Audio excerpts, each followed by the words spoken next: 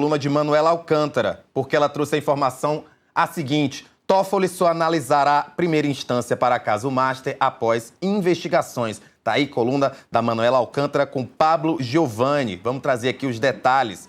O ministro Dias Toffoli, do Supremo Tribunal Federal, emitiu nota com os principais esclarecimentos sobre o andamento do caso Master na Corte, ou seja, no STF, sob sua relatoria. Em um dos 11 pontos expostos pelo ministro, ele informa que um eventual declínio da competência para a primeira instância só ocorrerá após o término das investigações. Traduzindo, ele só vai dizer se o processo vai para a primeira instância de novo depois que as investigações terminarem. Vou ler aqui um pedaço da nota do ministro Dias Toffoli. Abre aspas. Encerradas as investigações, será possível examinar os casos para eventual remessa às instâncias ordinárias, sem a possibilidade de que se apontem nulidades em razão da não observância de foro por prerrogativa de função ou de violação da ampla defesa e do devido processo legal. Fecha aspas.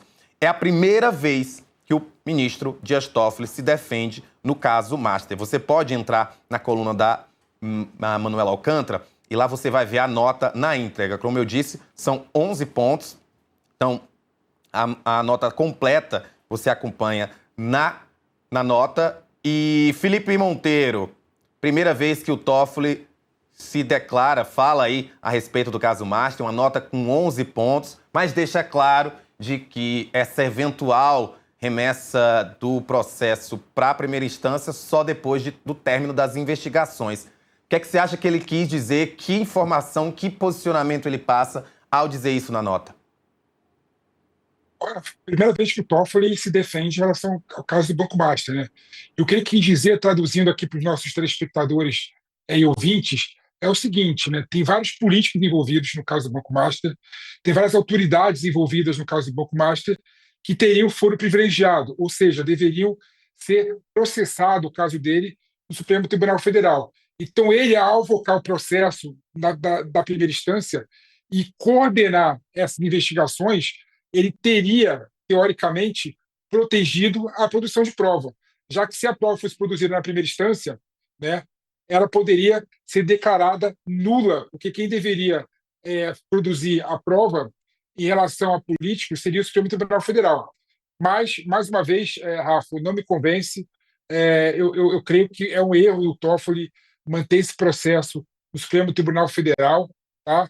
O que deveria ser feito era destacar os políticos que foram privilegiados e mandar para o Supremo Tribunal Federal investigar e processar esses ministros. Em relação a Daniel Vorcaro, em relação ao Banco Master, em relação aos diretores e outras pessoas que não têm foro privilegiado, essa ação, né, deveria correr, sim, na primeira instância. Então, não convenceu essa análise e essa defesa do Toffoli, na minha opinião, Rafa.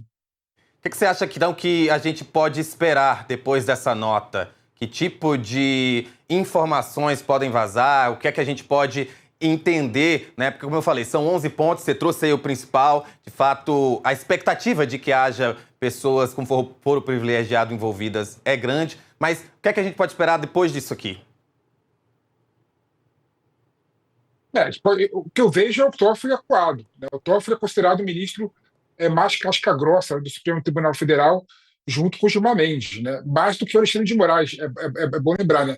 Tanto é que ele, na canetada, Rafa, é bom recordar aos nossos telespectadores, ele anulou vários acordos de leniência na Lava Jato, né? Numa canetada só.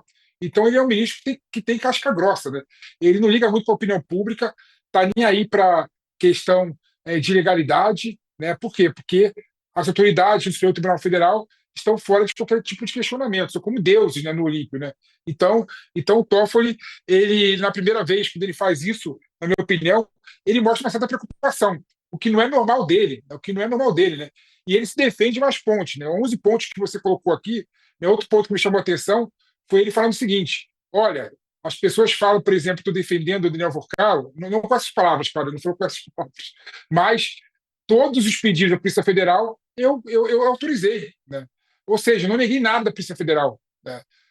Ou seja, eu estou aqui cumprindo meu papel e assim que cumprir a fase de investigação, eu mando esse processo para a primeira instância. Mas já só um ponto que eu acho importante a gente deixar claro aqui, né?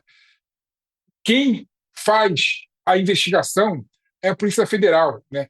quem coordena é o juiz da primeira instância, junto com o Ministério Público, alocado à primeira instância. A partir do momento que você tira o poder da primeira instância e da Polícia Federal, né, responder para o procurador autônomo em coordenar as investigações, você, de certa forma, pode limitar e pautar o processo.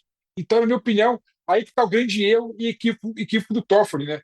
O juiz de primeira instância tem muito mais condições de buscar, né, a produção das provas junto com a Polícia Federal, junto com o Ministério Público, alocado em determinada vara, né?